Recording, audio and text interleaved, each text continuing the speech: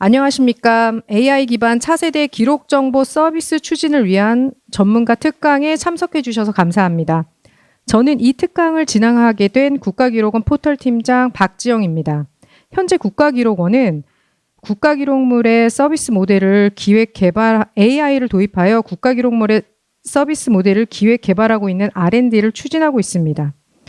이에 오늘 우리는 AI 관련 특강을 듣고 그로부터 국가기록원에 적용할 수 있는 인사이트를 얻고자 합니다. 바쁘신 와중에도 귀한 시간 내주신 여러분께 다시 한번 감사의 말씀드립니다. 그럼 바로 특강을 시작하겠습니다.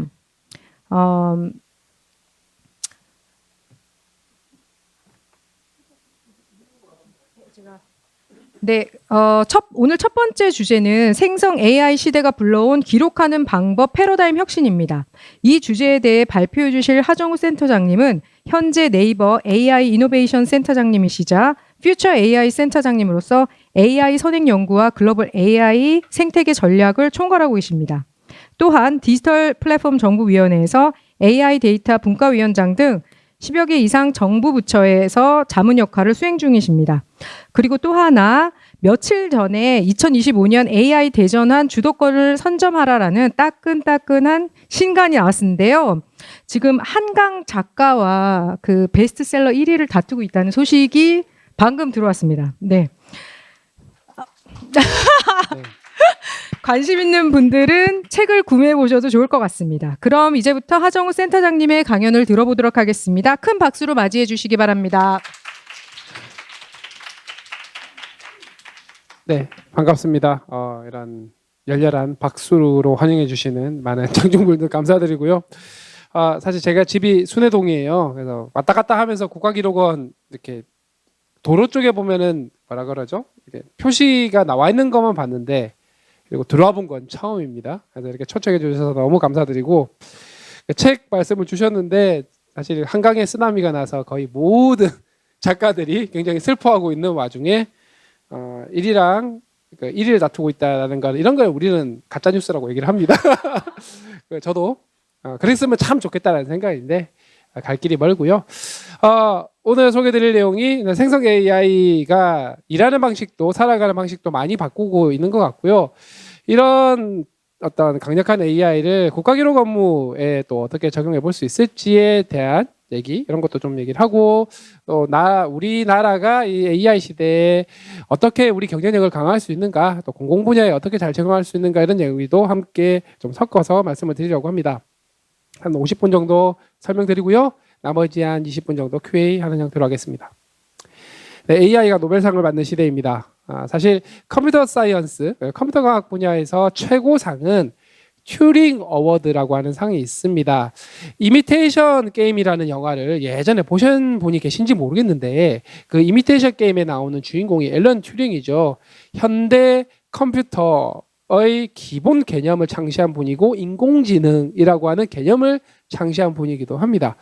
그 튜링 상을 사실 2015년, 16년, 18년인가? 기억이 잘 안 나는데 어쨌든 인공지능 하신 전문가 분들이 받았어요. 여기 계신 지프리 힌튼 옹도 튜링상을 받은 분인데 이제는 컴퓨터 과학 분야의 문제가 아니라 이 자체가 물리학, 화학에 있어서 굉장히 큰 기여를 했다라는 걸 인정을 받은 거죠.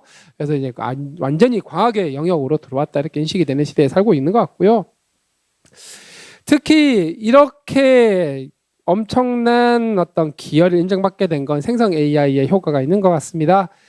2022년 11월 30일 날 챗GPT가 처음으로 세상에 선을 보이고 그 이후로 엄청나게 큰 기술적 혁신이 굉장히 빠르게 일어났는데 파란색이 작년에 일어난 엄청나게 많은 발표된 기술 중에 제가 정말 고르고 골라서 뽑은 것들, 초록색은 올해 9월 초까지 발표된 내용들을 뽑은 거예요.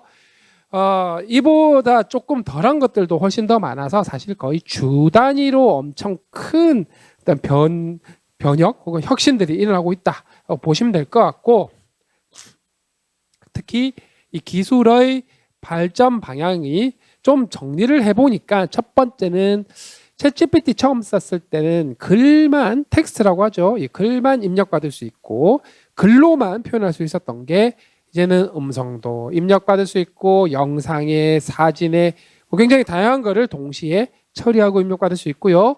이렇게 대답도 글로만 하는 게 아니라 그림도 그리고 비디오도 그리고 음성으로도 사용자와 대화를 할 수 있는 AI가 만들어집니다. 이걸 일컬어 우리는 멀티모달이라고 하고요. 또 하나, 이 생성 AI가 이렇게 똑똑하게 된 건 사실은 모델을 엄청 크게 키우고 데이터를 엄청 많이 공부를 시켜준 덕분인데 이 엄청 큰 모델이 아니어도 적당히 큰 모델로도 엄청 큰 모델만큼 똑똑하게 만들 수 있는 기술들.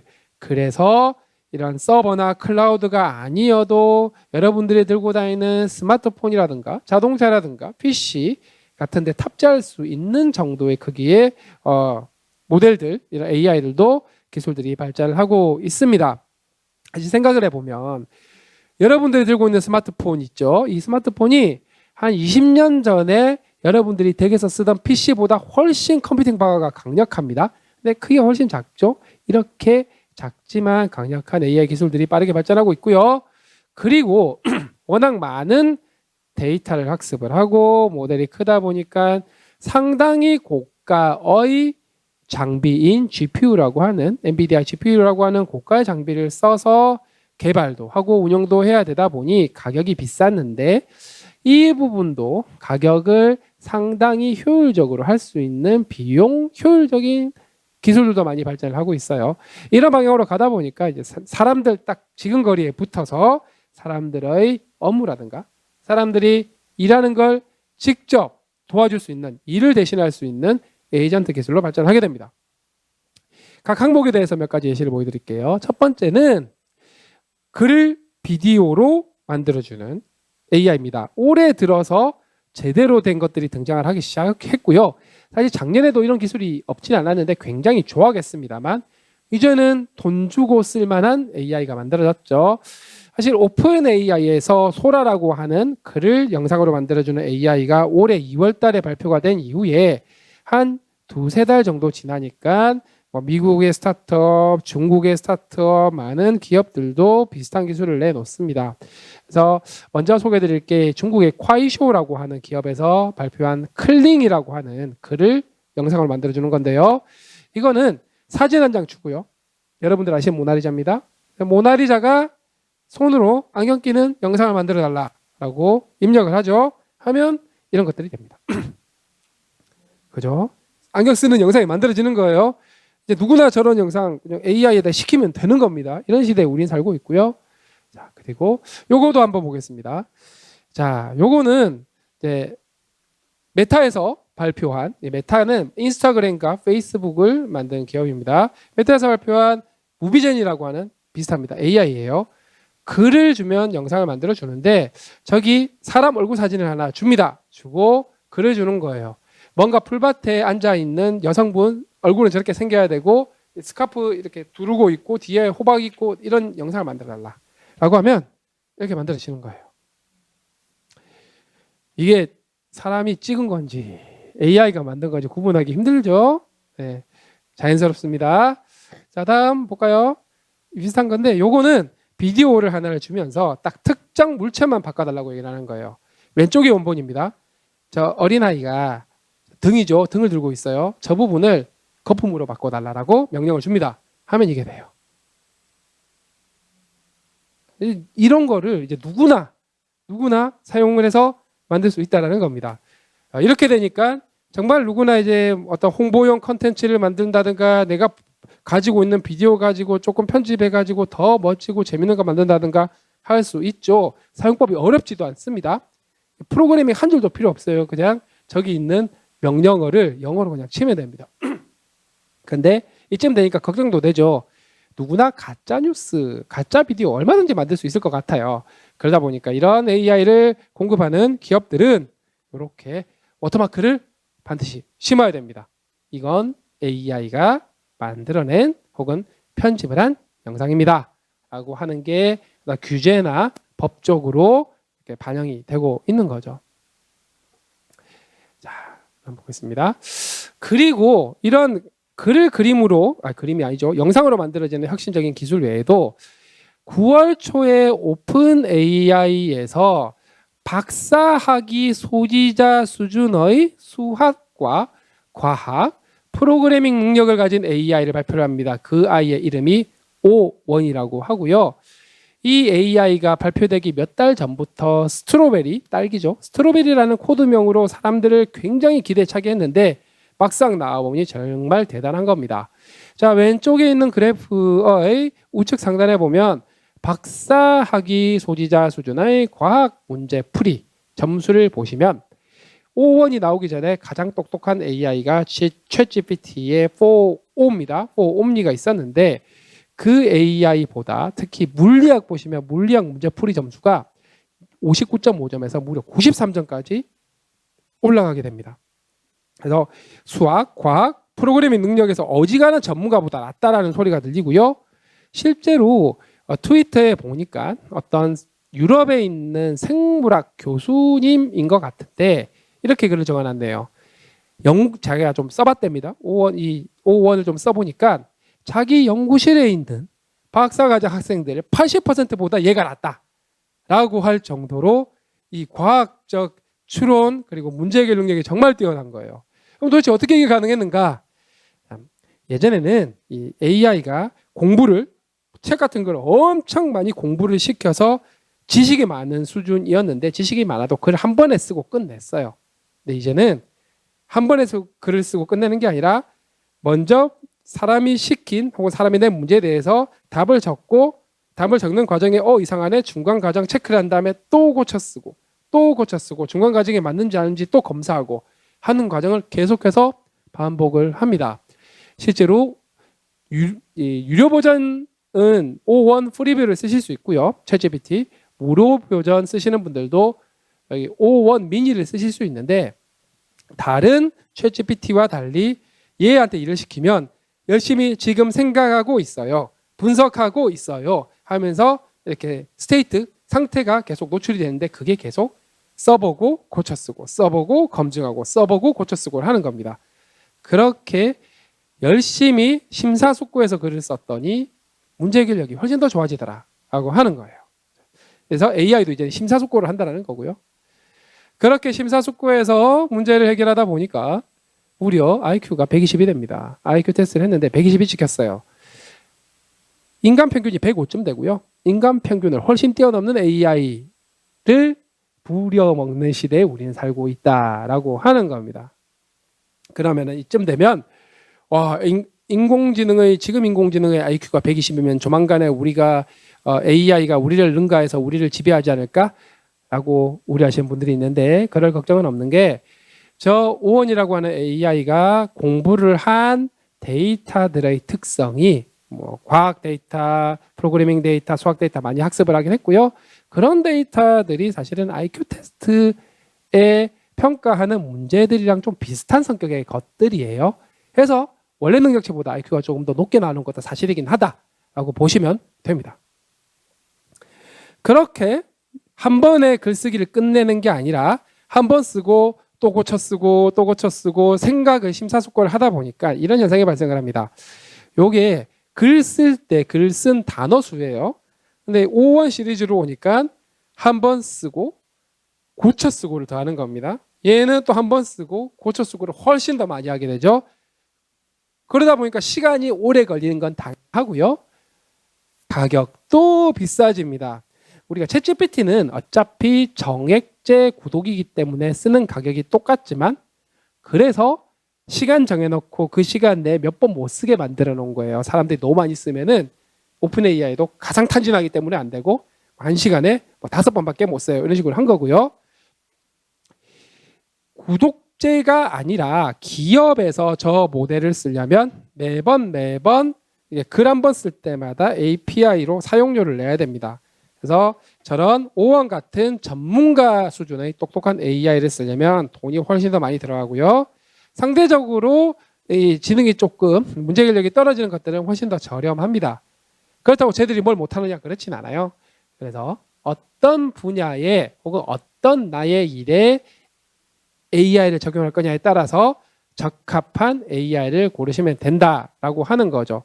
자, 우리가 어떤 문서 같은 것들을 번역하는 데는 사실 뭐 엄청나게 수학 잘하는 박사님 필요 없지 않습니까? 그런 비슷한 맥락이라고 생각하시면 됩니다. 그리고 말씀드린 것처럼 이제 상당히 작은 크기의 모델, 하지만 굉장히 예전 큰 모델보다 더 똑똑한 모델들이 많이 나오고 있고, 대부분의 상대적으로 크기가 작은 매개 변수 100억 개 이하 정도 되는 모델들은 오픈 소스, 즉 이 외부에서 접근하는 폐쇄형이 아니라 모델 자체를 다운로드 받아서 내가 직접 이걸 가지고 공부를 더 시킬 수 있는 형태로 공개를 하는데요. 이게 뭐 제일 유명한 게 메타에서 공개한 라마 같은 것도 있지만, 마이크로소프트에서도 파이라는 모델을 공개를 했고, 구글도 젬마라는 모델을 공개를 했고, 유럽에 있는 많은 기업들도 모델 자체를 공개를 하고 있습니다. 그 모델을 받아다가 기업이나 기관에서 보유하고 있는 데이터로 더 공부를 시켜주면 그 기관을 잘 이해하는 AI가 만들어지겠죠. 단 그걸 더 공부를 시키는 거는 조금 더 고려사항이 많기 때문에 그건 뒤에 따로 설명을 드리겠습니다. 그러면서 이 오픈소스 모델들은 점점 크기가 더 작아져서 스마트폰 같은 데 올릴 수 있을 정도로, 스마트폰에 올린다는 얘기는 스마트폰에서 클라우드나 서버를 호출해서 쓰는 게 아니라 인터넷 딱 끊긴 상태에서도 꽤 똑똑하고 사람 말귀를 잘 알아듣는 챗GPT 같은 AI를 쓰실 수 있도록 하는 기술들이 나오고 있다라는 게 최근의 트렌드고요. 그런 게 되다 보니 이제는 누구나 AI 비서 혹은 AI 에이전트, 내가 해야 될 일을 대신 해주고 자동화를 해주는 AI 에이전트 시대에 살 수 있게 되었다. 그런 시대가 내년 상반기면 바로 도래를 하게 될 것 같다고 보고 있습니다.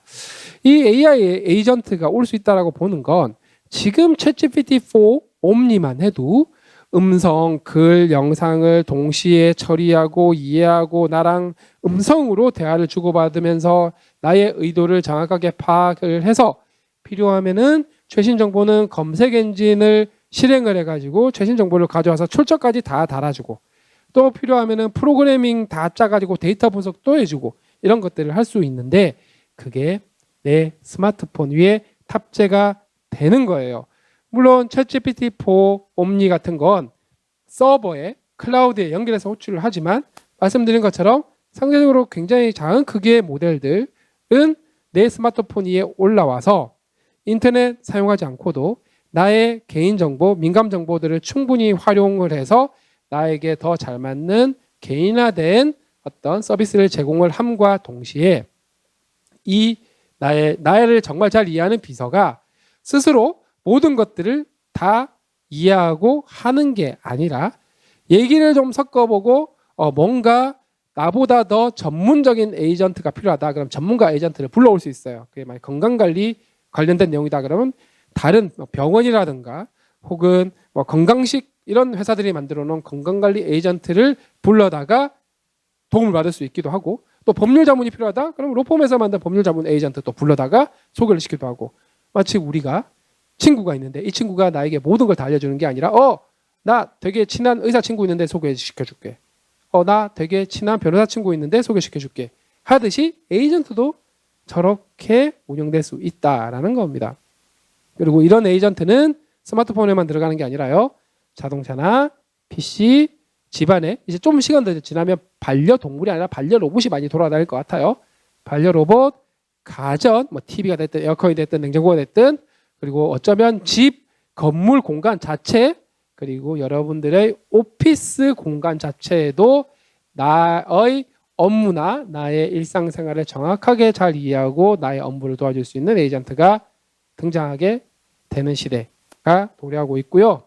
실제로 벌써 시작됐어요. 왜냐하면 우리 제미나이 라이브라고 하는 오픈 AI는 챗GPT를 만들었다면 구글은 제미나이를 만들었죠. 저 제미나이로 만든 AI 에이전트를 벌써 출시를 했습니다.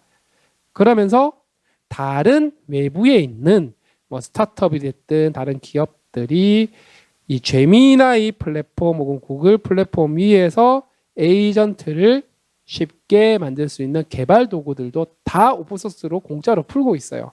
우리 플랫폼 위에서 그냥 에이전트 만들어서 쓰세요. 이렇게 하고 있는 거예요. 그러다 보니까 지금 검색 플랫폼 혹은 스마트폰의 모바일의 플랫폼을 기조로 많은 산업이 이루어지는 걸 넘어서서 이제는 사용자 단에 딱 붙어 있는 AI 에이전트 자체가 플랫폼화 되어 갈 수 있다는 겁니다. 업무도 마찬가지가 될 거란 거예요. 그것 때문에 애플이든 뭐 구글이든 오픈 AI든 엄청나게 투자를 많이 하고 있는 거고요. 그 새 시장의 주인공이 되기 위해서. 자, 그리고 이런 생성형 AI가 업무에 얼마나 그 생산성 향상에 도움이 될 수 있는가 하는 분석 자료입니다. 올해 1월에 나온 맥킨지 보고서고요. 이 생산성 효과, 특히 일할 때 가져오는 생산성 향상 효과가 기본적으로 최소 2조 6천억 달러에서 많게는 4조 4천억 달러에 이를 거다라고 얘기를 합니다. 이거 어디서 이런 것들이 많이 만들어지냐면 마케팅 세일즈, 고객 관리, 소프트웨어 개발, 왜냐하면 코딩 엄청 잘하기 때문이에요. 그리고 제품 연구 개발에 많은 기여를 할 거라고 얘기를 하고, 그리고 이 네 가지 항목은 사실은 산업을 가리지 않고 모두에 적용이 되는 중요한 분야다라는 거죠. 그래서 하이테크부터 시작해서 은행이나 제약, 교육, 통신, 헬스케어의 인슈어런스, 보험이죠. 미디어 엔터테인먼트의 제조의 유통에다가 뭐 전자, 반도체까지 모두 이 생성 AI로 생산 향상 효과를 크게 볼 수 있다는 거고요. 공공 영역 그리고 국가 기록과 관련된 여러 가지 기록물 영역 다르지 않을 거라고 봅니다. 오히려 기록물 영역은 글쓰기, 글 이해하기와 관련된 부분이다 보니까 훨씬 더 생산성 향상 효과를 가져올 수 있겠죠. 그래서 어떻게 이런 것들이 가능해지냐면 생산성 향상 효과는 바로 사람들이 일하는 방법을 바꾸게 된다는 겁니다. 예전에는 이 사람들이 계산을 하기 위해서 주판을 썼어요. 그리고 계산기를 썼죠. 복잡한 계산을 하려면 물론 암산하는 분들도 있었습니다만, 그리고 요즘은 다 엑셀들 쓰세요. 엑셀 쓰기 전의 업무 생산성과 엑셀 사용하고 나서 업무 생산성 비교가 되지 않았습니다. 이제 이런 AI 도움을 받았을 때 업무 생산성 비교되지 않을 거라는 얘기죠. 여기서 발생하는 효과라고 보시면 됩니다. 그리고 이런 효과를 보려면 뭘 해야 되느냐? 네, 사장님이 혹은 원장님이 투자를 하셔야 된다. 그래서 직원들이 생성 AI를 정확하게 이해하고 활용할 수 있도록 교육도 필요하고, 이런 강연도 중요하지만 핸즈온으로 써보는 교육도 해야 되고, 실제로 업무에 적용하는 프로젝트도 진행을 해서 경험을 쌓게 해야 되는데, 그게 다 사실은 투자다. 이런 관점으로 보시면 됩니다. 각 산업별로 생성형 AI 활용 현황인데요. 요거는 5월달 맥킨지 보고서 내용입니다. 어떤 산업이든 상관없이 2023년 작년에 비해서 올해 다 증가를 했는데, 증가폭이 굉장히 높은 곳이 바로 이 비즈니스 리걸 앤 프로페셔널 서비스입니다. 즉 경영, 법률, 전문직에 관련된 분들인데, 작년에는 잘 몰라서 안 쓰다가 이제 글쓰기나 컨텐츠를 만들기, 자료 요약하기, 정리하기, 분석하기 이런 데서 생성 AI가 워낙 도움을 많이 주는 게 알려지다 보니 순식간에 네이버 같은 하이테크보다 더 많이 쓰는 상황이 된 거예요. 여기서 업무하는 시간 엄청 줄이고 업무 효율을 굉장히 올릴 수 있다는 게 확인이 됐기 때문이죠. 사실 국가기록원도 거의 이 라인에 거의 비슷할 것 같고요. 또 놀라운 거는 에너지나 재료 쪽에서도 알파폴드나 재료, 새로운 신물질 발견하는 AI 기술들이 굉장히 좋아지면서 마찬가지로 상당히 많이 사용률이 올라옵니다. 반대로 금융 분야는 원래는 굉장히 많이 쓰는 편에 속했는데 증가폭이 많지 않죠. 이거는 규제 사업의 특성이 좀 있는 것 같습니다. 물론 공공도 망분리가 있긴 하지만 이런 공공망분리 문제를 해결하기 위해서 우리나라 정부에서도 국정원이라든가 혹은 행안부 이런 데서 좀 논의를 좀 하고 있는 상황이고요. 헬스케어도 비슷해서 사실 돈과 사람 목숨 달린 거는 상당히 좀 미션 크리티컬하죠. 그러다 보니까 증가 속도가 좀 적은 편으로 보시면 될 것 같습니다. 이게 생산성이 좋아진다고 하는데 어떤 식으로 좋아지는지 예시를 한번 보여드릴게요. 생성 AI를 활용해서 제가 로펌을 가가지고 그래프를 좀 보여드리고 싶었어요. 어떤 그래프냐면 이 법조 분야에서 생성 AI에 대한 인식, 그리고 얼마만큼 어디에 사용을 하는지, 혹은 AI 안정성 관련해서 어떤 인식을 갖고 있는지 하는 4개 정도 항목에 대한 영어 보고서를 발견을 해서 그래프를 그리고 싶었습니다. 예전 같으면 이거 제가 다 읽고 해석하고 엑셀로 다 입력을 노가다로 해서 그래프를 그렸겠죠. 이런데 한 2시간은 걸렸을 것 같습니다. 하지만 이제는 그렇게 할 필요가 없어요. 저 내용 그대로 긁어다가 혹은 PDF 파일로 업로드를 하고 위 글에 있는 내용을 분석해서 각각 그래프를 그려줘. 한마디만 해주면 됩니다. 챗GPT에. 그러면 하나, 둘, 셋, 넷 이렇게 그래프 다 그려줍니다. 제가 한 거는 저거 명령 입력하고 숫자가 맞는지 안 맞는지 체크했어요. 2분 걸렸습니다. 원래 1시간 58분 걸릴 2시간 걸릴 일이 2분으로 줄어든 거예요. 1시간 58분 아낀 겁니다. 그동안에 훨씬 더 중요한 일을 하면 되는 거예요. 이게 일하는 방식이 바랍니다. 이 글 쓰는 AI, 생성 AI 쓰라고 얘기를 했더니 이제 할루시네이션이 많이 걱정이 되시나 봅니다. 그래서 이 할루시네이션을 어떻게 해요? 라고 물어보시는 분들이 많은데 할루시네이션은 참고로 글은 굉장히 자연스럽고 그럴듯한데 팩트가 아닌 경우를 얘기를 하죠. 사실이 아닌 경우입니다. 근데 이걸 하기 위해서는 그냥 챗GPT 같은 거를 그냥 바로 쓰면은 물론 잘못된 정보를 많이 만들지만 기업이나 기관이 보유하고 있는 전문 데이터, 전문 문서들을 훨씬 더 많이 공부를 시켜주면 가짜 정보 훨씬 덜 만들어지고요. 그리고 이 검색 증가 기법이라고 하는 게 있습니다. 이 검색 증가 기법을 활용을 하면 또 마찬가지 훨씬 더 정답을 기반으로 해가지고 답을 주기 때문에 이거는 잘못된 정보를 제공할 가능성이 훨씬 낮아지죠. 아마도 대부분의 챗봇이나 사내 질의응답 시스템을 만드는 경우는 거의 저걸 쓰고 있다고 보시면 됩니다. 그 외에 말씀드린 것처럼 심사숙고해서 수정해서 글을 쓰는 기법들 아까 소개를 드렸죠. 이런 것들로 잘못된 정보를 제공하는 걸 많이 줄이고 있고요.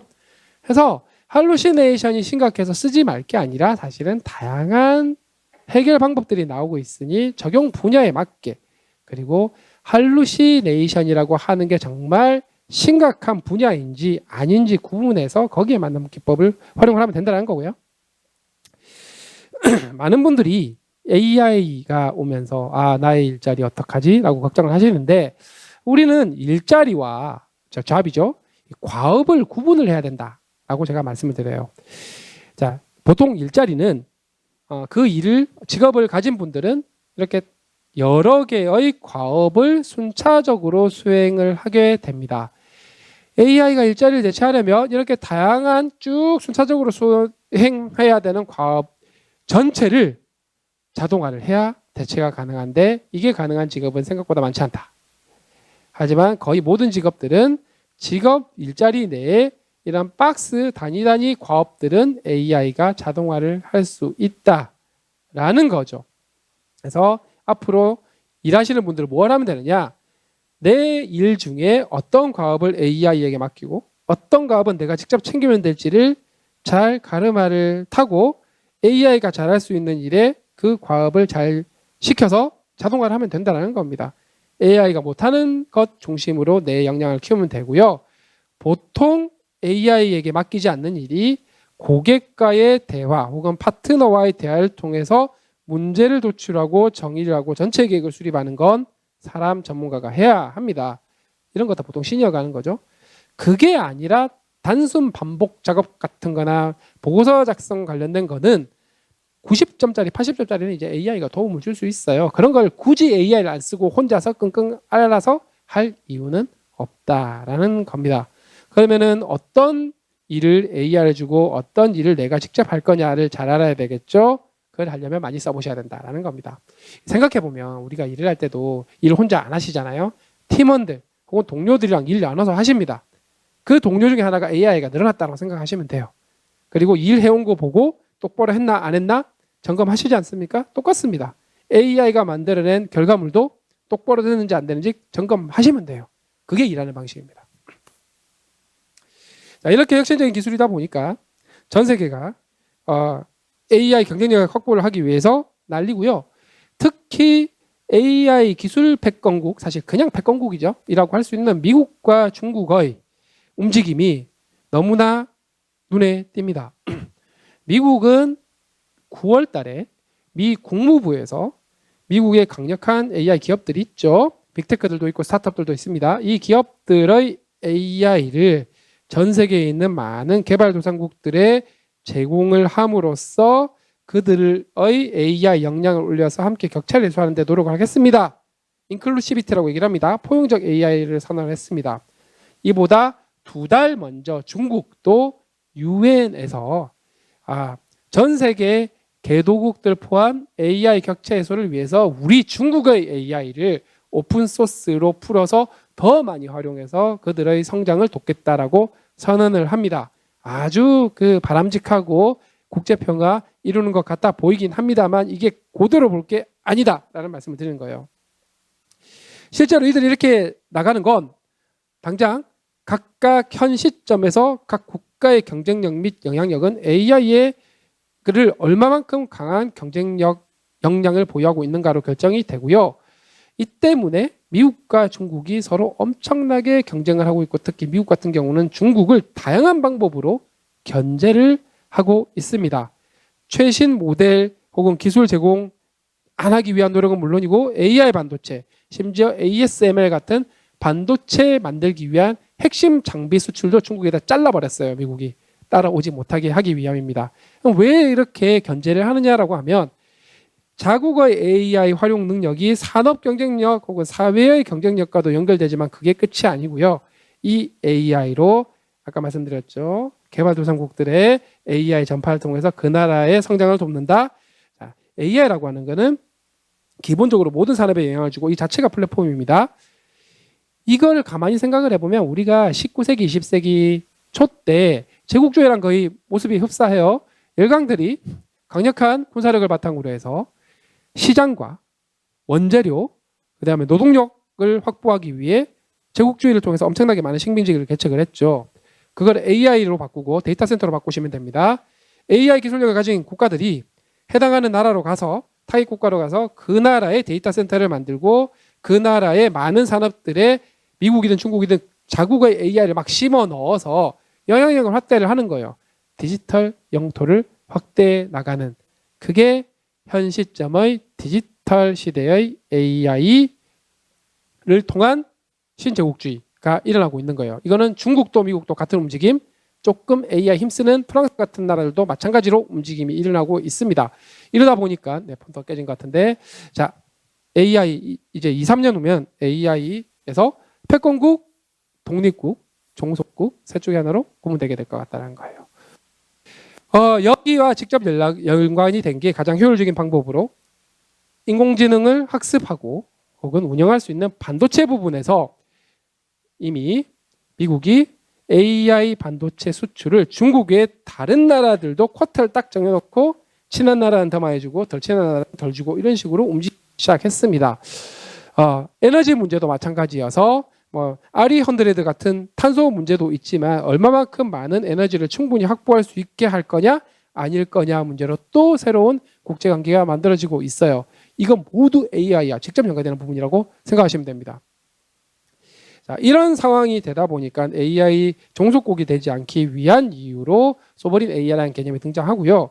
그럼 종속국이 되면 그렇게 크게 문제가 되는가? 네, 문제가 되는 이유가 있습니다. 기본적으로 모든 산업과 사이에 기반이 되는 기술 경제적인 부분들도 있긴 하지만 사실 이 인공지능이라고 하는 게 그 어떤 데이터를 학습했느냐에 따라서 가치관이 달라지고 그리고 만들어내는 데이터나 글 그리고 사진 같은 것들이 완전히 달라집니다. 그래서 이 소버린 AI라고 하는 건 그 나라의 문화, 역사, 가치관, 사회, 정치적인 환경을 좀 더 정확하게 이해를 하고 글이든 그림이든 만들 수 있는 AI를 얘기를 해요. 반대로 해석해 보면 그러면은 실리콘밸리 미국의 AI는 그렇지 않다는 얘기냐? 그렇지 않다라는 겁니다. 그래서 이 소버린 AI는 미국의 AI 혹은 다른 나라의 AI를 배척하고 국수주의로 우리나라의 AI만 쓰자라는 개념이 아니고요. 당연히 빅테크 AI 써야죠. 똑똑하고 능력 좋으니까. 근데 거기에 완전 종속이 되면 너무 위험성이 크니까 분야에 따라서 적용 분야에 따라서 그 나라를 잘 이해하는 AI도 가지고 있어야 한다라는 겁니다. 그 분야 뒤에 설명드릴 거예요. 그리고 이게 AI 모델 끝이 아니고 사실 AI를 잘 만들 수 있는 그리고 잘 운영할 수 있는 전력, 에너지죠. 컴퓨팅 인프라, AI 데이터 센터, 클라우드, 그리고 산업 적용 확산을 할 수 있는 전체 생태계. 이 전체 능력을 다 포함해서 우리는 소버린 AI라고 얘기를 합니다. 그래서 사실은 모든 나라가 다 자국의 역량으로 소버린 AI를 만들고 싶어 하긴 한데 현실은 그게 기술적으로도 자본적으로도 녹록하지 않다 보니까 만들 수 있는 나라는 가급적이면 외국 도움 안 받고 자체적으로 만들려고 하고요. 그걸 가능한 게 미국, 중국, 한국밖에 없어요. 아직까지는. 왜냐하면 AI 반도체, 그냥 메모리 반도체, 클라우드 이걸 직접 만들 수 있는 나라가 생각보다 거의 없거든요. 그래서 불가능한 나라들은 그러면 외국에 있는 파트너들과 함께라도 자국의 어떤 문화, 가치관을 잘 이해하는 AI를 확보를 해두고 싶어 하는 거예요. 전력부터 시작해서 확산까지. 이런 개념이 되다 보니까 사실 외신인 에코노미스트에서 먼저 올 초부터 AI 국가주의라는 게 등장할 거다라고 얘기를 했고 이제 AI 컴퓨팅 인프라의 핵심인 GPU를 만드는 엔비디아 CEO도 마찬가지 각 국가별로 이 AI를 잘 만들고 운영할 수 있는 인프라가 중요합니다라고 선언을 하고 있고 마지막으로 가트너에서도 비즈니스 관점에서도 이 소버린 AI 혹은 AI 주권이라고 하는 게 굉장히 중요한 개념으로 떠오르고 있다라고 소개를 하게 되죠. 하이프 사이클에서. 이렇게 설명을 드리면 어떤 분들은 아리안 걸 못 봤냐. 이거 또 갈라파고스 만들어서 우리만 이렇게 좀 고립되게 되지 않냐라고 문의를 주시는데 이거는 AI는 일반적인 소프트웨어와 다르다라고 말씀을 드립니다. 자, 우리가 아리안 글이든 혹은 마이크로소프트 워드든 구글 닥스든 독도는 누구 땅이라고 입력을 하면요. 똑같이 독도는 누구 땅이라고 출력이 됩니다. 그냥 UX가 좀 다를 뿐이죠. 하지만 인공지능은 독도는 누구 땅이라고 입력을 하면 저 AI가 어떤 데이터로 학습을 했느냐에 따라서 한국 땅이라고 대답을 할 수도 있고요. 베트남 땅이랬다가 중국 땅이랬다가 일본 땅이라고도 얘기를 할 수 있습니다. 근데 저 AI가 멍청한 AI냐? 아니고요. 그 똑똑하다는 라마3가 저러고 있는 겁니다. 라마3는 한국에 대한 문화나 역사에 대한 데이터를 거의 학습하지 않았기 때문이죠. 즉 가치관 필터가 만들어져 있는 지능체라는 겁니다. 그냥 소프트웨어가 아니고. 그래서 갈라파고스란 개념 자체가 없어요. 소버린 AI는 어떻게 만들 수 있는가? 그럼 애당초 왜 이런 현상이 발생하냐부터 보겠습니다. 자, 실리콘밸리에서 만드는 거대 AI 학습 데이터를 보자면 학습 데이터의 95% 이상이 미국 데이터입니다. 미국에서 만들어진 영어 데이터. 그러니 데이터라고 하는 게 국가기록원에 계신 분들이가 더 잘 알겠지만 이게 우리가 역사실록을 보면 역사 지식만 적혀 있는 게 아닙니다. 그 시대의 문화상, 생활상, 생각하는 가치관 이런 것들이 모두 녹아져 있죠. 그게 학습 과정에 고스란히 AI의 편향으로 반영이 됩니다. 미국 인터넷 데이터로 95% 구성이 되어 있으니 당연히 미국 가치관으로 편향된 AI가 만들어지겠죠. 어떤 걸 물어도 미국 가치관 기준으로 답을 하게 된다라는 뜻입니다. 그러니 뭐 비즈니스라든가 연구개발이라든가 제조라든가 뭐 이런 쪽에서 사용하는 거는 이 똑똑한 AI 쓰면 돼요. 경쟁력 있게. 문제는 교육, 공공, 국방, 법률, 문화 같은 곳은 그 나라의 가치관을 제대로 이해하고 글을 쓰지 않으면 잘못된 정보를 만들어줄 가능성이 굉장히 높다라는 겁니다. 그럼 이런 경우는 어떻게 되느냐? 어떻게 해야 그러면은 그 나라의 가치관을 제대로 이해할 수 있느냐 하면 애당초 프리트레이닝, 즉 처음 모델을 만들 때부터 그 나라에서 만들어진 데이터입니다. 이게 영어 데이터를 번역해서 될 일이 아니에요. 영어 데이터 번역해봐야 만들어진 기저 사상이 그 나라의 영어를 쓰는 그 나라 데이터이기 때문이에요. 그래서 자국에서 만들어진 데이터를 충분히 많은 비율로 섞어서 학습을 시켜줘야 그 나라의 문화 가치관을 정확하게 이해하는 AI가 만들어지고 이런 것들을 위에 있는 저런 분야, 최소한 저런 분야들에는 활용할 수 있도록 자생력을 키워야 한다라는 겁니다. 혹자들은 이런 얘기를 하세요. 라마 같은 거 되게 잘 만들어놔서 그냥 조금만 추가 학습 시키면 되지 않냐? 몇 가지 이유가 있는데요. 첫 번째, 학습 단계에서 보면은 프리 트레이닝, 즉 기본 학습을 할 때 학습을 한 모델을 학습시킨 학습 데이터를 기업들이 공개를 하지 않아요. 그냥 모델만 딱 공개를 했지 어떤 레시피로 어떤 데이터를 얼마만큼 넣어서를 구체적으로 공개를 하지 않기 때문에 이 AI가 우리 의도대로 동작하지 않을 때 어떻게 고쳐야 되는지 그거를 제대로 분석할 방법이 사실상 없습니다. 그리고 중국 오픈소스 AI가 정말 성능이 뛰어나긴 한데 여기가 어떤 데이터를 얼마나 학습을 했는지 알 수도 없고 기본적으로 중국은 표준이 중국 정부의 당성을 잘 반영해서 얘기를 할 수 있도록 해야 표준으로 통과를 할 수가 있어요. 그래서 얘는 중국 관련된 체제 비판용 질문을 하면은 답을 회피를 하거나 답을 하지 않거나 이렇게 됩니다. 그런 AI를 전 세계에 오픈소스로 뿌리겠다고 얘기를 하니까 자연스럽게 중국의 체제 선전용으로 이 오픈소스 AI가 활용이 되는 거예요. 그렇게 버틸만 하죠. 두 번째는 라이선스. 근데 이게 중국이 잘못됐냐? 뭐 중국 입장에서는 그렇게 하는 게 당연한 겁니다. 자, 라이선스는 공개하는 기업 마음이에요. 지금은 공짜로 쓰세요 했다가 나중에 본전 생각나면 돈 받아야겠는데요. 그때 바꿨을 때 답이 없어진다는 겁니다. 실제로 그런 사례가 있어요. 그림 그려주는 스테이블 디퓨전이라고 하는 모델이 있는데 저게 원래 2까지는 상업적 용도로도 공짜로 모델을 받을 수 있었다가 3부터는 상업적 용도로 쓰시려면 돈 내고 쓰세요로 바뀌어버렸어요. 언제든지 바뀔 수 있습니다. 그래서 기술 종속이 되면 위험하고요. 세 번째는 라마 같은 모델로 추가적으로 우리 한국어 데이터, 기관에서 가지고 있는 데이터 공부를 추가적으로 시킨다고 해도 품질이 잘 안 나와요. 이런 문제들도 있다. 그래서 가급적이면 만들 수 있다면 각 기관별로 자체 모델을 만드는 게 좋고 그게 어려우면 국내에 있는 좀 신뢰 가능한 서로 도울 수 있는 기업이랑 함께 만드는 것도 방법이 되는 거죠. 이 때문에 사실은 이런 나라들이 프랑스, 일본, 캐나다, 독일, 인도, 이탈리아 그 외에 수많은 10여 개국 이상의 나라들이 글로벌 빅테크 AI도 쓰고 라마 같은 오픈소스도 쓰지만 거기에 100% 의존하는 게 아니라 그것과 별도로 자국의 기업들을 국가대표 기업으로 키워서 보조금 팡팡 밀어주면서 키우고 있는 거예요. 그게 프랑스는 미스트랄이 있는 거고 일본은 소프트뱅크 그렇게 키우고 있고요.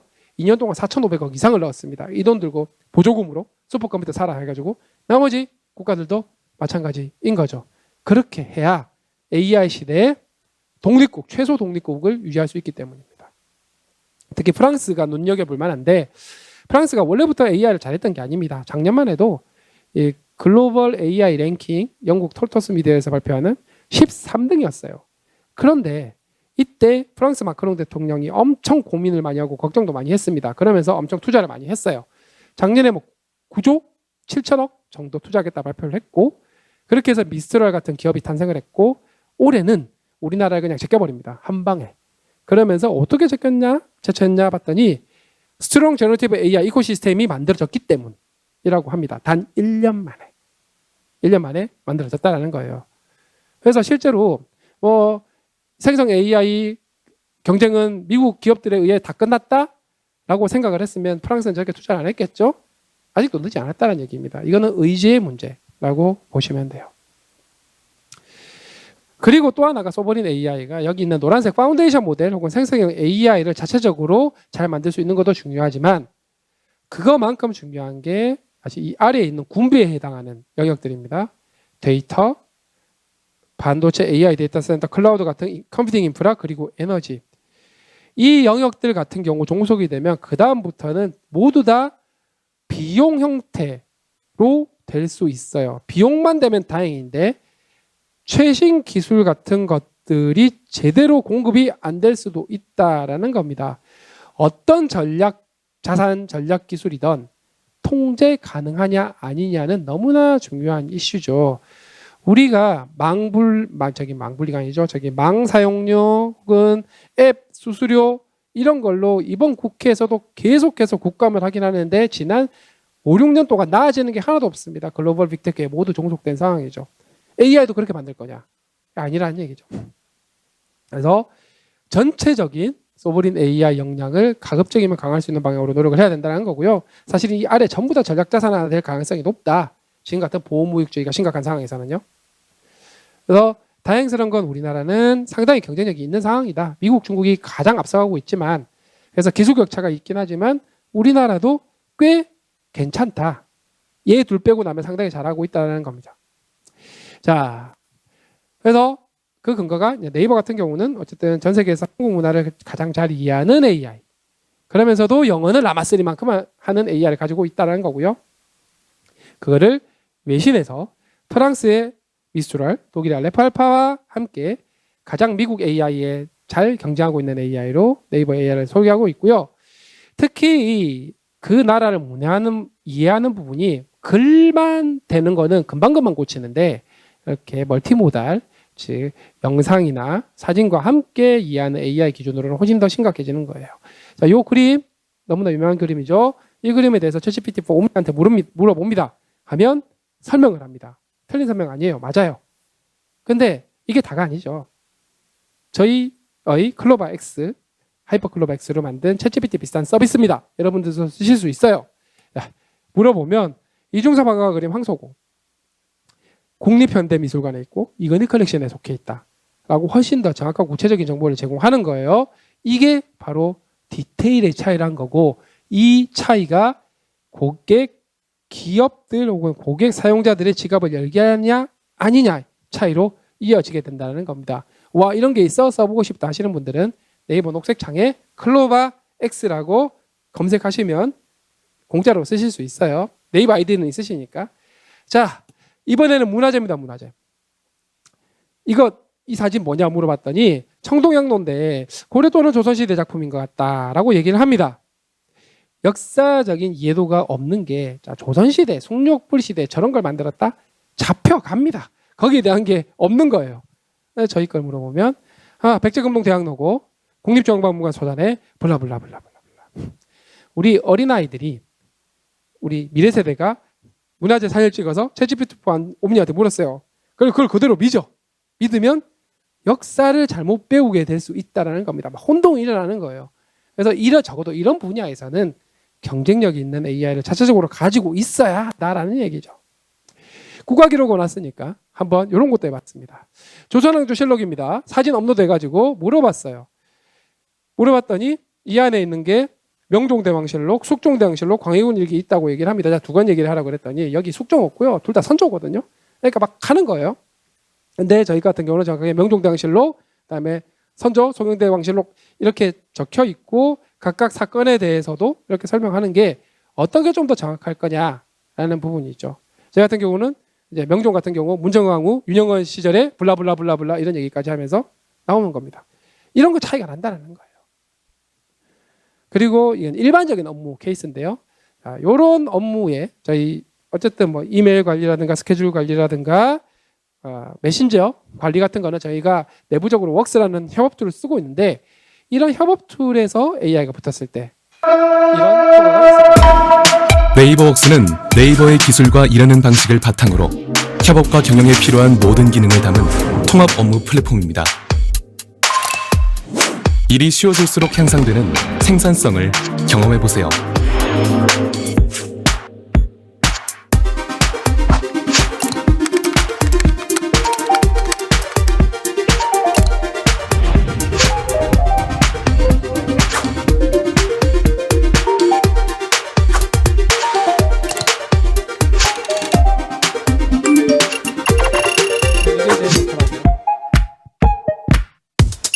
당연한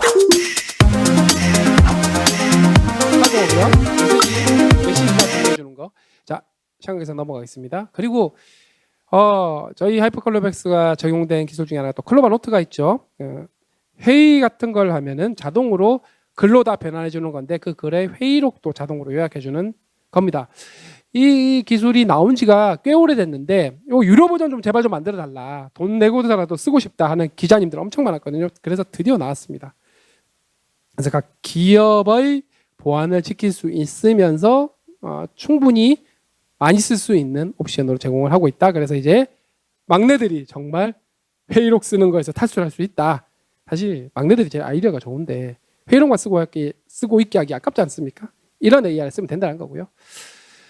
공공 쪽에서도 저희 하이퍼클로백스를 많이 쓰고 있어서 한 가지 사례가 농촌진흥청이랑 함께 하고 있는 겁니다. 올해 디플정 사업을 하는 건데요. 이 청년 농촌인들이 오면 경험이 잘 없습니다. 그래서 이 친구들이 되게 궁금한 게 많은데 실제로 뭐 농업을 하다가 그래서 농진청이 보유하고 있는 많은 데이터들을 저희 하이퍼클로바엑스에다가 더 공부를 시켜주면 이 영농 특화 혹은 영농 전문 AI가 만들어지겠죠. 그러면 그 AI에다가 앱을 잘 만들어서 청년 농업인들이 막 물어보고 대답하고 할 수 있도록 하는 이런 걸 제공하는 거예요.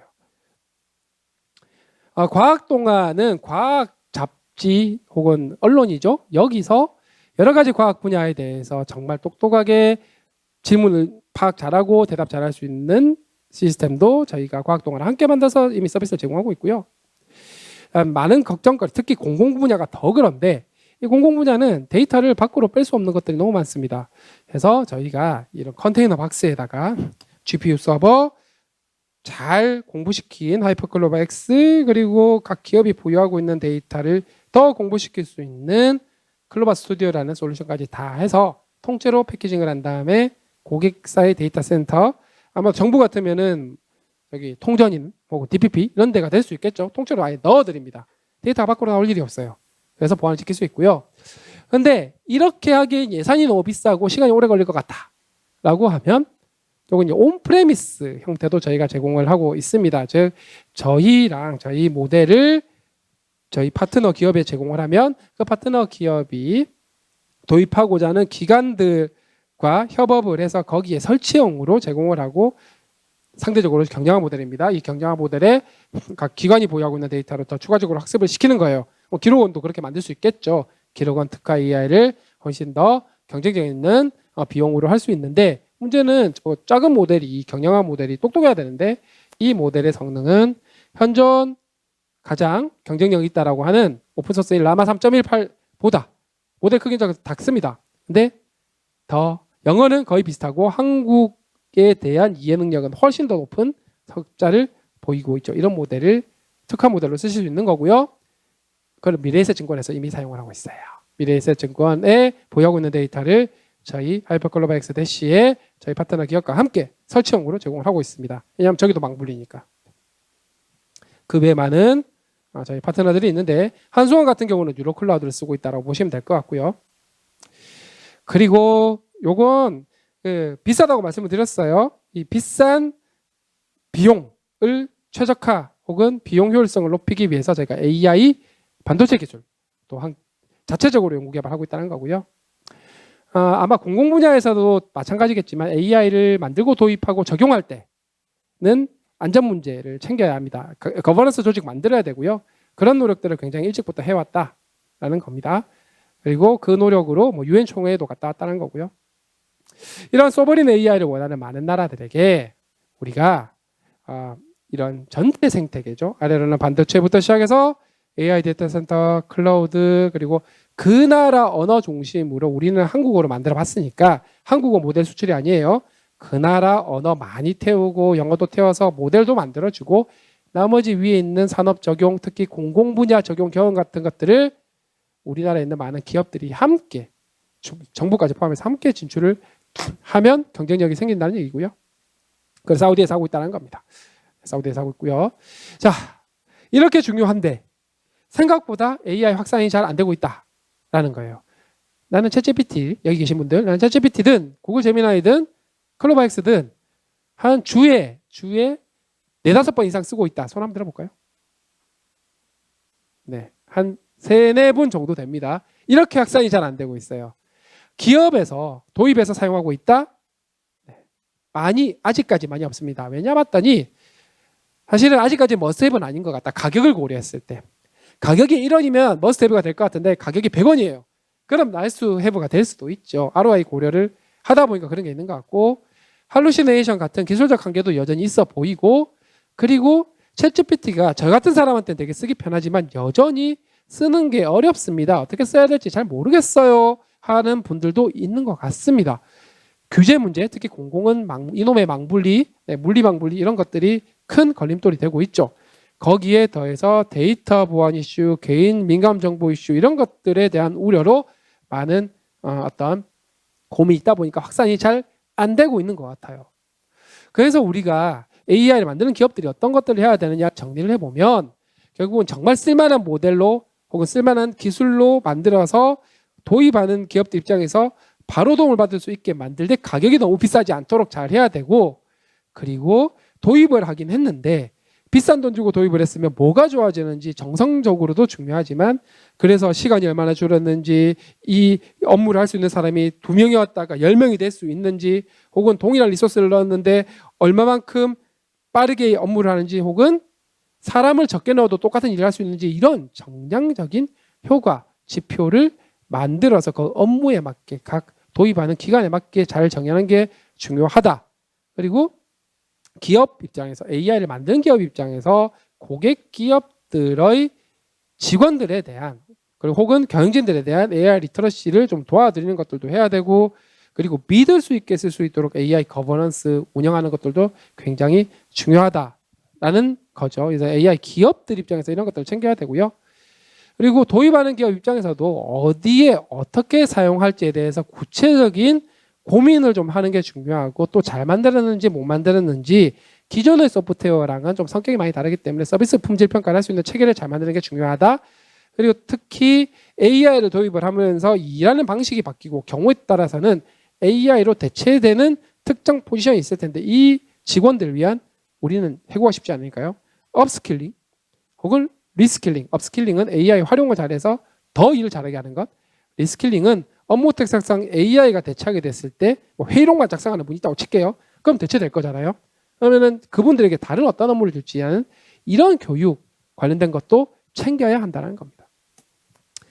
AI 도입을 준비를 하고 계시니까 AI 도입을 위한 체크리스트. 첫 번째, 이거 왜 도입하는지. 와, 이거 뜬다는데 한번 써볼까? 이렇게 하면은 백방백중 실패고요.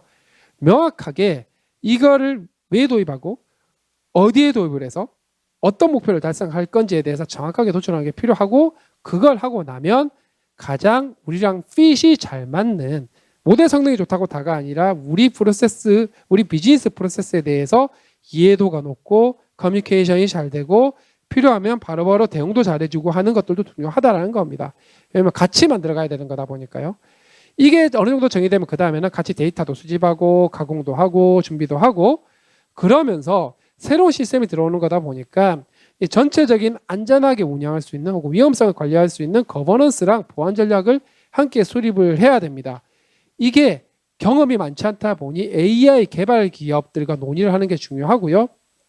이미 법적으로 AI 기본법에도 이런 내용들이 많이 들어가기 시작했어요. 어떤 법안이 통과되든 상관없이 여기를 챙기라고 얘기를 할 거고, 그리고 또 하나, 클라우드를 쓸 수도 있지만 온프레미스로 쓴다 그러면 인프라 구축을 자동 해야 되거든요. 그 인프라 구축도 셀프로 해야 되고, 필요 전담 인력도 셀프로 채용해야 되고, 이런 것들이 비용 요소가 될 수 있으니 이런 것들도 고려를 해야 된다. 그리고 나서 한 방에 모든 걸 다 바꾸려 생각하지 마시고 일단 파일럿 프로젝트부터 찾는다. 그래서 작게라도 돌려보고 가장 적합한 것들을 먼저 해보는 게 중요하다는 거고, 그리고 성과를 어떻게 평가할 건지도 함께 논의를 해야 됩니다. 그래야지 ROI를 판단할 수가 있어요. 그리고 사실은 탑다운이 중요하다. 원장님 앉아 계셔서 너무나 좋은데 드라이브를 걸어 주셔야 조직이 움직일 수 있고요. 왜냐하면 완전히 새로운 기술입니다. 그리고 사람들은 생각보다 잘 움직이지 않으려 해요. 그걸 하기 위해서는 동기부여를 포함한 탑다운이 필요한데, 그냥 탑다운으로 우격다짐으로 되느냐, 그렇지 않고 현장 운영 관점에서 어떻게 운영할지에 대한 문제 정의부터 시작해서 오퍼레이션 레벨에서의 커뮤니케이션이 탑까지 굉장히 중요하다는 겁니다. 탑다운만 있으면 공룡불이 될 가능성이 높아요. 밑에서 운영이 안 되니까. 반대로 현장에서 완전 바텀만 하고 있으면 동력 부족으로 하다가 막아야 될 가능성이 있습니다. 그래서 같이 움직여야 된다. 그래서 미국의 국방성에서는 이 둘이 같이 움직이지 않으면 망한다고 아예 기술 보고서가 나와 있을 정도죠. 오픈소스를 도입할 때 오픈소스가 나쁘다는 게 아니고요. 오픈소스는 모델을 확보하는 거는 거의 공짜입니다. 모델 자체만이에요. 근데 모델 자체로 할 수 있는 게 아무것도 없습니다. 자, 모델을 우리 기업에 맞게끔 공부시키는 것부터 시작해서 해야 될 일이 엄청 많아요. 물론 자유도는 높죠. 그러다 보니 나머지 뭐 데이터 제어, 보안 기술들, 그다음에 전체 파이프라인 싹 구축하고 사람 채용하고 전체 토탈 코스트가 정말 싼 게 맞는지 아닌지 확인을 좀 해 보셔야 한다라는 겁니다. 이런 것들도 AI 기업들과 함께 논의하는 게 필요하고요. 그래서 순서는 계속 비슷하죠. 적용 문제 업무 결정을 먼저 하면 그 다음에는 어떤 데이터를 가공하고 어떤 데이터를 준비할지 결정할 수 있고, 그리고 나면 얼마만큼 이제 어떤 모델을 써서 얼마만큼 학습을 더 시킬지 그게 결정이 돼야 하드웨어 인프라를 결정할 수 있습니다. 그래야지 예상 규모가 나온다. 이렇게 절차를 따르시면 됩니다. 도입 기업 입장에서 역시 전체 코스트 대비 ROI를 생각을 해야 되니까 전체 코스트의 최적화 관점에서 고려해야 된다는 거죠. 그래서 비슷하죠. 인프라, 하드웨어 추가 도입 비용 있냐 없냐. 클라우드를 쓰면 이게 좀 덜합니다. 그리고 엄청나게 많은 모델들이 쏟아지는데 다 자기 모델들이 최고라고 얘기를 해요. 얘기를 할 때는. 근데 그 모델들이 각 기업의 업무 특성을 고려했을 때 최고가 아닐 수도 있고 최고가 아닌 게 최고가 될 수도 있어요. 이런 부분들을 평가할 수 있는 시스템 되게 중요합니다. 전반적으로 시스템 구축 출시를 볼 수 있는 프로젝트 매니징을 굉장히 잘하는 게 중요하고요. 이런 것들은 AI 기업 도움을 받아야 되겠죠. 그리고 시스템 구축이 끝이 아닙니다. 계속해서 유지 보수 운영을 하면서 새로운 기술들을 빠르게 운영할 수 있는, 그래서 업데이트 잘하고 개선할 수 있는 파이프라인 구축이 중요하고, 사실 이게 전부가 투자 개념, 투자 비용에 모두 다 고려를 해 둬야 한다라는 거예요. 처음부터 모델만 생각하면 안 된다는 겁니다. 그래서 오픈소스가 비쌀 수 있다는 말씀을 드리는 거고요. 그리고 이 도입을 할 때는 ROI 나오려면 시간당 인건비가 비싼 사람들이 많이 하는 업무들, 기술적으로 할 수 있을 때, 혹은 반복 수행을 하는데 동시에 뭐 100명 이렇게 투입되는 건데 이런 업무를 자동화할 수 있으면 저런 애들은 ROI가 나오겠죠. 이런 것들이 있는지를 먼저 발굴을 하는 게 중요하다는 거죠. 이런 거에 대한 자세한 내용은 책에 굉장히 자세하게 적어놨으니 한번 체크하시면 좋겠다라는 멘트로 마무리하겠습니다. 경청해 주셔서 감사합니다. 네, 감사합니다. 하정우 센터장님. AI 시대의 기록관리 방식이라는 방식 패러다임이 어떻게 혁신될지 많은 통찰을 해주셨고, 서버린 AI를 위해 네이버를 응원하겠습니다. 네, 감사합니다. 사실 네이버뿐만 아니라 국내에 있는 모든 AI 기업들 알겠습니다. 응원해주십니다. 예, 감사합니다. 혹시 질문 있으면 질문 받겠습니다. 네, 선착순 두 분께 제가 들고 온 책을, 이 책 아니고요. 저 책은 제가 직접 사보시죠. 못 들고 와서, 못 들고 와서, 네. 제 공저자의 다른 책을 드리겠습니다.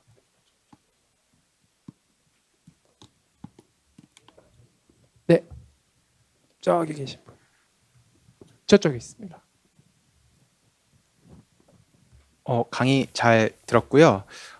저도 기관에서 일을 하고 있는데 항상 AI 나오면 아까 말씀해 주셨듯이 가장 먼저 제기되는 게 보안 사항이라 우리는 뭐 다른 데 정보를 넘길 수 없다 이렇게 돼서 아까 그 센터님께서도 기관 자체에서 구축하는 게 좋다라는 말씀을 해주셨던 것 같은데요. 근데 이제 제가 AI에 대한 이해가 부족해서 그런데 사실 사람들이 기대하는 AI의 수준은 아까 말씀하셨던 뭐 구글이나 뭐 이런 마이크로소프트에서 만든 수준을 기대하는데 저희 기관에서는 사실은 그 정도 수준의 AI를 기관 자체적으로 구축하는 거는 저는 가능할까? 이런 생각이 들거든요. 예산이나 뭐 인력 측면에서도. 그래서 기관 자체적으로 그것을 구축하는데 어떻게 그 우리가 기대하는 수준에 그 도달할 수 있을까? 이게 첫 번째가 궁금하고요. 두 번째는 이제 이것도 보안과 관련돼서 다른 기관은 모르겠는데 이제 국가기록원이나 뭐 이런 기록물을 관리하는 기관은 비공개 기록물도 있지만 뭐 포털이나 이런 걸 통해서 공개하는 뭐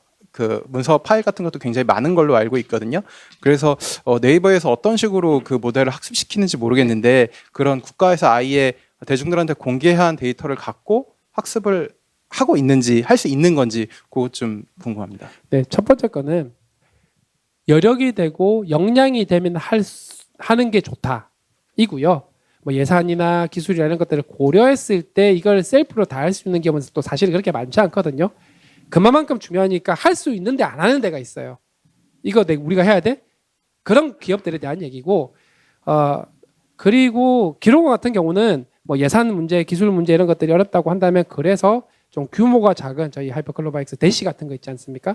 상대적으로 작은 규모부터 출발을 하는데 어쨌든 작든 크든 먼저 시작을 해봐야 경험이 쌓이고 데이터가 쌓이는 거니까요. 그래서 이 구축을 사실 뭐 망분리 같은 문제가 훨씬 더 편해지면 괜찮겠지만 지금은 제한된 요소를 풀릴 때까지 기다릴 수는 없으니 현상에 맞는 솔루션으로서 망분리 상황에서 온프레미스로 먼저 전반적인 파이프라인을 구축을 해놓고 나중에 바꿔 끼우기로 하면 되는 거니까 그렇게 하면 하는 게 순서상 맞는 것 같다 인 거고요. 그리고 공개되어 있는 활용 가능한 데이터는 저희가 거의 다 활용을 하고 있다라고 보시면 됩니다. 양질의 데이터 같은 경우는 한국어 데이터가 뭐 저희는 상대적으로 그래도 좀 많은 편이긴 하지만 그래도 부족하다고 생각하고 있고요. 요즘 학습할 때 뭐 10몇 조 토큰 이렇게 학습을 해야 되니까 한국어는 그만큼 잘 안 돼요. 그래서 외부 공개되어 있는 데이터들 중에 양질의 데이터는 거의 다 학습에 쓰고 있다고 보시면 될 것 같고 저작권 이슈가 없다는 전제하에서 그래서 좀 물어보면 그래도 적당히 대답을 하는 것도 그런 맥락이라고 보시면 되는데 대신에 저희 클로바엑스 같은 것도 그렇고 물어보면은 잘하고 못하고 막 왔다 갔다 한단 말이죠. 그 품질 부족한 것들을 위해서 저희가 클라우드 기반으로 더 파인 튜닝을 할 수 있는 API도 또 제공을 하고 있어요. 이거는 클로바엑스랑 전혀 다르게 API 형태로 제공을 하다 보니까 훨씬 더 그 데이터를 더 공부를 시켜서 만들고자 하는 서비스든 뭐 어플리케이션이든 거기에 맞게끔 더 특화된 모델을 만들 수 있는 걸 클라우드로도 제공을 하고 그 데이터를 클라우드로 올리기 힘들면 아까 말씀드렸던 방법들로도 만들 수 있도록 지원을 해드리고 있다 이렇게 말씀을 드립니다. 네, 요거 나중에 받아가시면 됩니다. 그럼 다음 질문하실 분 계신가요? 그 유튜브로 지금 질문하신 분이 계셔갖고 제가 대신 하나 읽어드리겠습니다. 퍼플렉시티 같은 경우에는 뭐 국내 자료뿐만 아니라 해외 자료까지 찾아주는데 클로바 X가 더 차별점이 있거나 강점이 있는지 알려달라고 하시나요? 네, 퍼플렉시티는 기본적으로 검색 엔진입니다. 검색 엔진이라고 하는 것은 외부 거를 가지고 올 수 있고요. 현재 저희 클로바 X는 외부 서비스는 검색 엔진이 연동이 되어 있지 않습니다. 예, 검색 엔진을 연동을 하기 위해서는 기술적으로는 다 만들어놨어요. 저희도 다 만들어놨는데 이 검색 엔진을 연동을 하려면 몇 가지 법적인 어려움이 있습니다. 무슨 얘기냐면 저희가 검색 엔진을 쓸 때 검색 엔진에 활용되는 여러 가지 컨텐츠들이나 이런 것들이 검색 서비스를 위해서라는 조건이 달려 있어요. 근데 그걸 클로바엑스는 검색 서비스가 아니거든요. 이런 법적 조항들을 고려해가지고 막 해야 되는 것들이 많다 보니까 이런 어려움이 있다라고 보시면 돼요. 그래서 이 AI 서비스라고 하는 게 기술도 기술인데 법적인 요소들, 사회 수용적인 요소들 이렇게 풀어야 될 것들이 제법 여전히 존재한다 이렇게 보시면 될 것 같고 퍼플렉시티는 기본적으로 굉장히 작은 모델을 사용을 합니다. 작은 모델을 쓰되 검색하는 정보를 들고 와서 빠르게 요약을 하고 출처 달고 그리고 뭐 이렇게 넘어가는 이런 형태를 하고 있다라고 보시면 될 것 같고요. 클로바엑스 같은 경우는 아무래도 사용하는 모델 자체에 한국에서 만들어진 데이터를 훨씬 더 많이 넣다 보니까 검색을 하지 않아도 되는 검색을 하지 않아도 충분히 좋은 어떤 한국에 대해서 잘 이해하는 대답을 만들어줄 수 있는 거죠. 네, 알겠습니다. 어느 분인지 모르겠는데 네. 책을 받아가시면 좋겠고요. 온라인으로 예, 네. 알려주시기 바랍니다. 그리고 다른 또 질문 없으신가요? 그럼 제가 질문 하나 좀 드려도 될까요? 네. 제가 이제 업무를 하다 지금 저희도 이제 AI를 좀 도입해서 검색 시스템을 좀 구축하려고 하는데 저희가 실제 그 기록물 건수가 1억 2천만 건으로 굉장히 많이 가지고는 있는데 이 많은 데이터들을 뭔가 그 활용할 수 있는 정부 내에서든 이렇게 뭔가 활용할 수 있는 방안 같은 게 저희가 있을까요?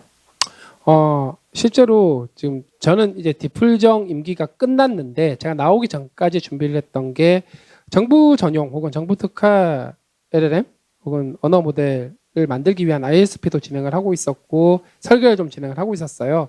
아마 그거 연동하는 것들도 있긴 할 거고 이와 별도로 국가기록원에서 이렇게 전체의 문서들을 한꺼번에 검색 조회하는 거를 만드는 것도 할 수 있겠지만 나름 카테고리로 분리가 돼 있으실 거잖아요.